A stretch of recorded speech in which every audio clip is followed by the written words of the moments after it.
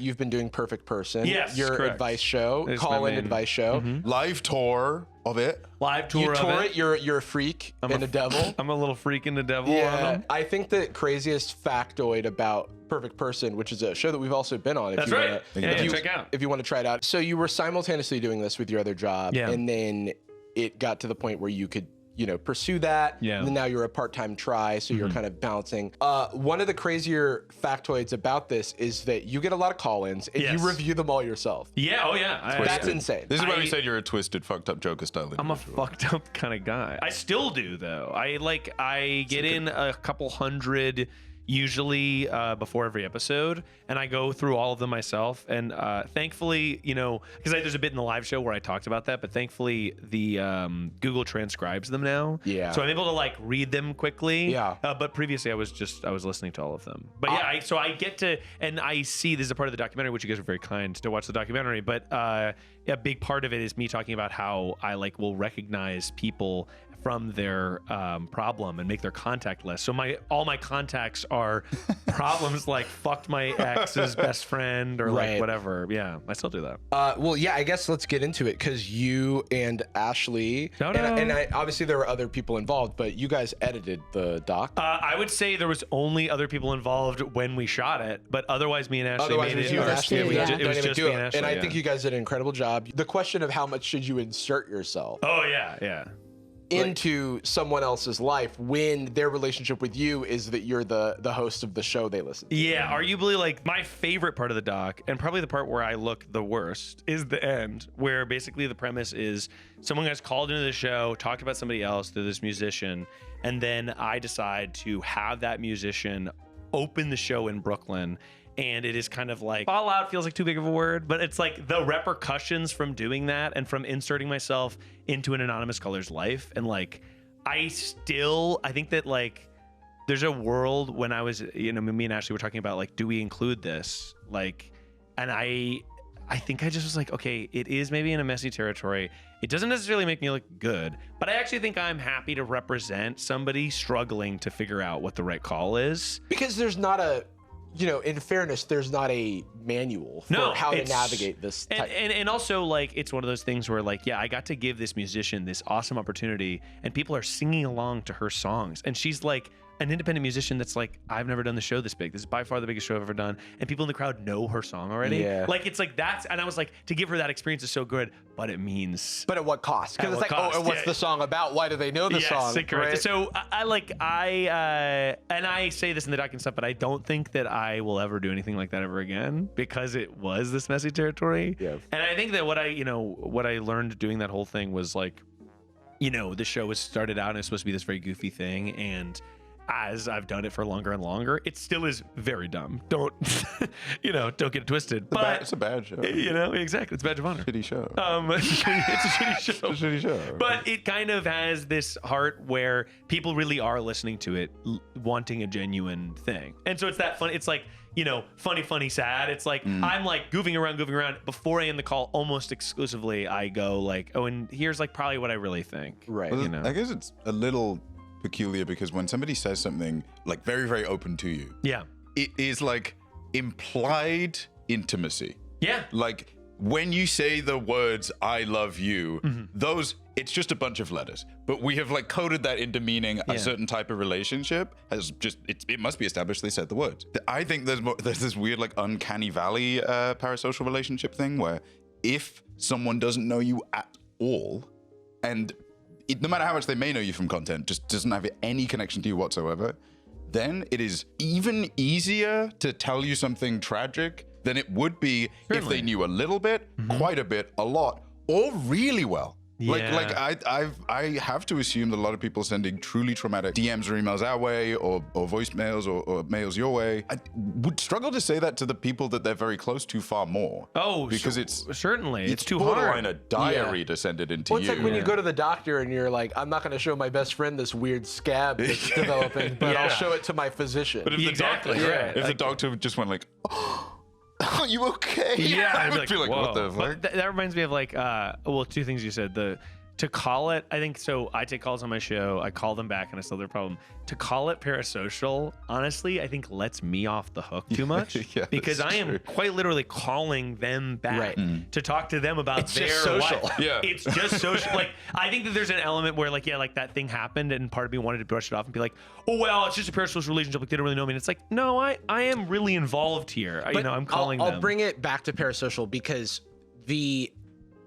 for a person to make that initial contact, they need to have some comfort, and that comfort is born of seeing your interactions. So there's a weird social graph of like parasocialness because people who listen might have parasocial relationships to other random strangers who just happen to also be callers into the show. And I'm curious about what your guys' opinion about this, but like, you know, people are like, obviously, you know, excluding the insane people, but like I love like meeting people that listen to the show. It makes the world feel like such a small, like we were on tour and people were coming up to me being like, I'm the girl who banged her frenemy's dad.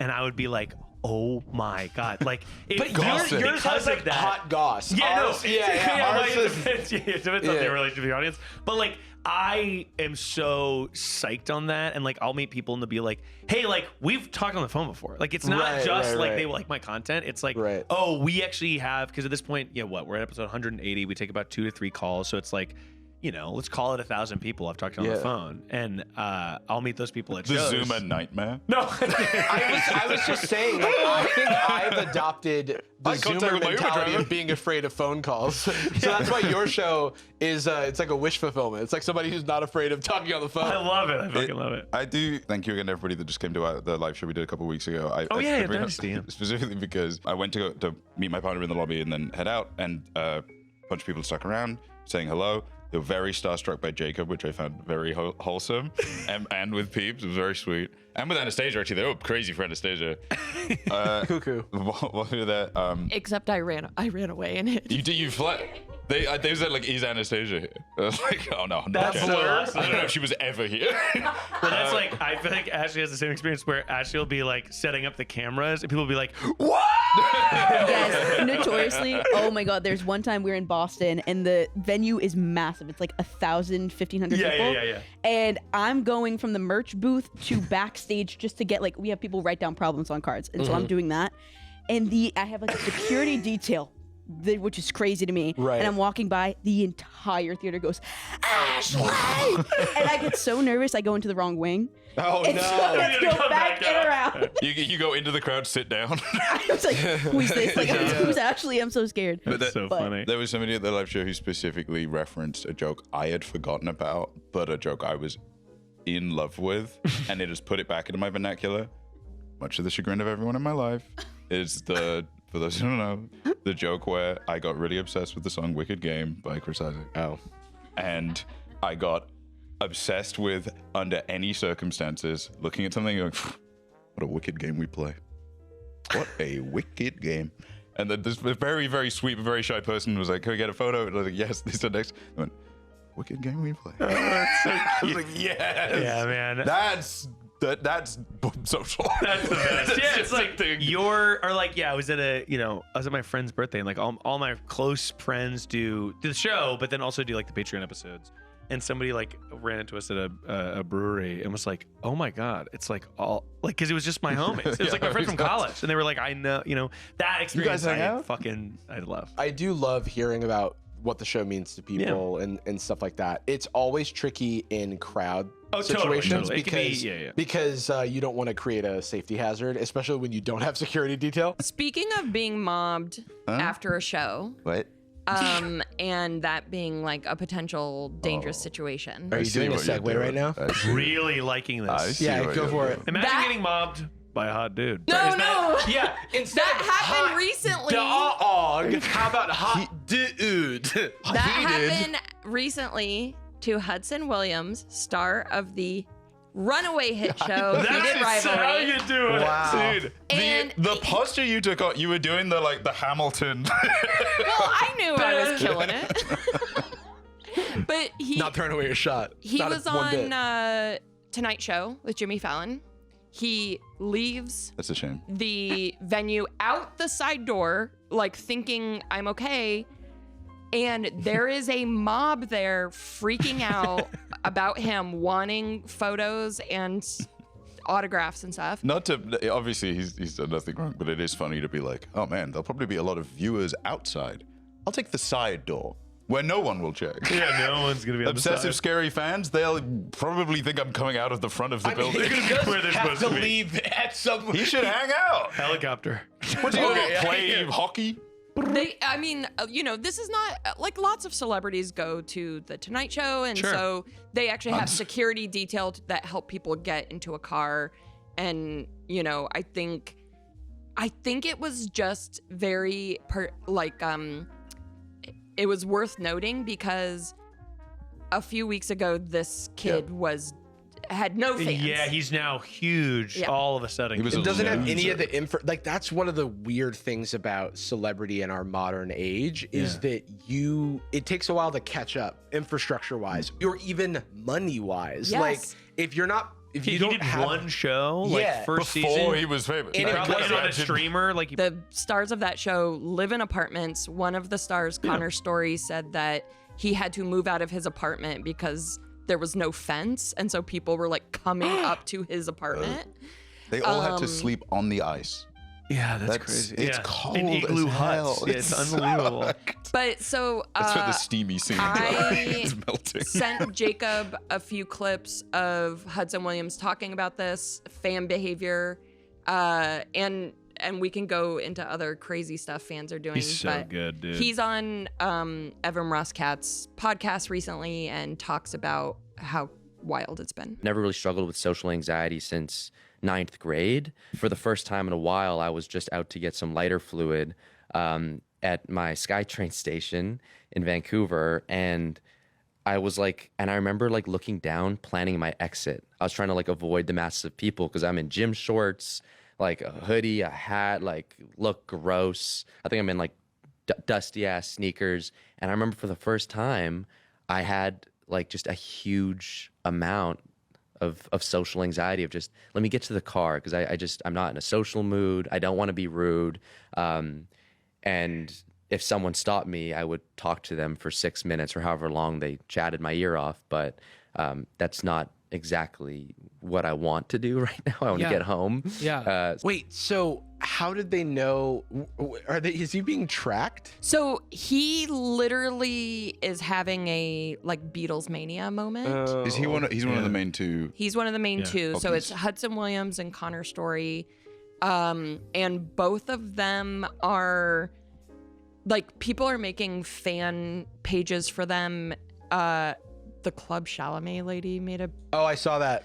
Ugh, story time. Gross. Yeah, is what she's calling it. And people are saying like, spotted over here, like paparazzi are following them.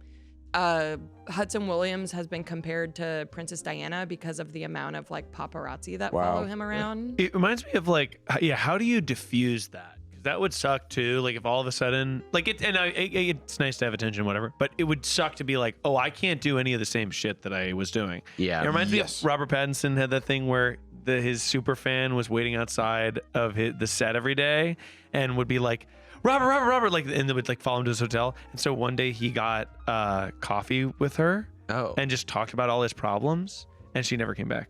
Whoa. It's like an iconic Robert Pattinson story. He was like, I think if I sit down with her and I just am like, yeah, I'm depressed. I'm like feeling about this. Like I'm worried about how the movie's going to do, whatever. And then she just saw him as a person and didn't come. Right. Anymore. It's like, because that's the issue is that you're not being seen as a person. Yeah. You're just like. She's cultivating relationships with strangers because they filled in the blanks with everything perfect. He's so perfect and whatever. And he's like, no, I'm like a fucking mess. He cut me in line at a bar once. Yeah. And I was like, dead to me. I haven't gotten to become that the kind of actor that does weird voices in every movie yet. I love it. The Mickey 17 voice, Greg. He loves a voice. I love it, dude. He's the best. Hudson Williams talks about that, like how we don't see celebrities as people, that they're this kind of other thing that only exists like for our entertainment.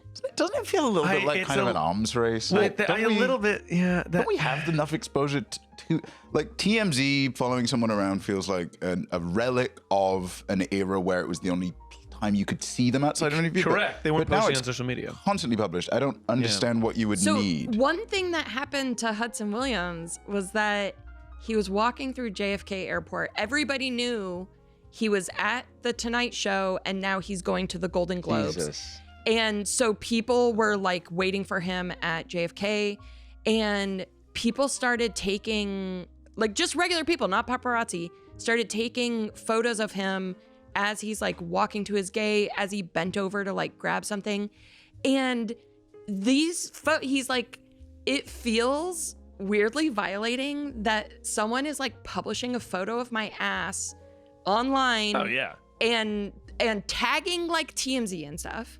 And I don't want this photo out here. I don't look my best. I don't feel my best. The fact that needs any qualification, as opposed to like, which is bad. Yeah. Like you should just be able to be like, that's fucking insane. That's been bad. People are taking photos of me anywhere. Like that's been bad since cameras. I will say there's a TikTok trend right now that is it's about like couples or something. I don't know what the trend is, but I started getting tagged with like me and my ex from 6 years ago. No. And people were making like fan cams of us. What? And someone was like, they were my Jelena and shit like that. And I'm like, bro, what the fuck is going on? It was I tried to turn off like tagging because I was getting like collaboration requests and shit on Instagram. Why is that the time they don't tag FaZe Jarvis? Yeah, no, literally, dude. Really confused I was FaZe like, Jarvis. this is it's so bizarre. Like, yeah, that's wild. Because in what universe would you think that's like an okay thing to do? Well, you don't like, exist. Because we broke up 5 years ago. Yeah, that is really crazy. It is because you don't exist. Right. It so is. that's the thing. It's like it's Pepper Potts it's like and you're Tony actually Stark. in character. You're the character on the screen. So there's an even more insidious element to this. So people are watching this, and now they're shipping the two main actors. Right. Which one of them is in a relationship with a woman, right? No, none of them are sharing about their personal lives. All of the actors are. You just have an inside scoop. I literally did I? Oh. Yeah, I heard one of them has a girlfriend. Badass. Well, so they haven't shared anything. Oh, okay. So maybe he does. I don't know. I mean, but there are people stalking them, so it's like they might have put two and two together from like unofficial means. The two younger guys, Connor Story and Hudson Williams, they are like, we don't want to talk about our sexuality. Yeah, totally. We don't want to talk about our personal lives in that way. These guys are like, what, 20? 24, 25. Oh, that's And the older star of the show, Francois Arnault, is 40. And he came out a long time as bi. And so he lives in LA. Connor Story lives in LA. They've become friends. Who knows what their relationship is?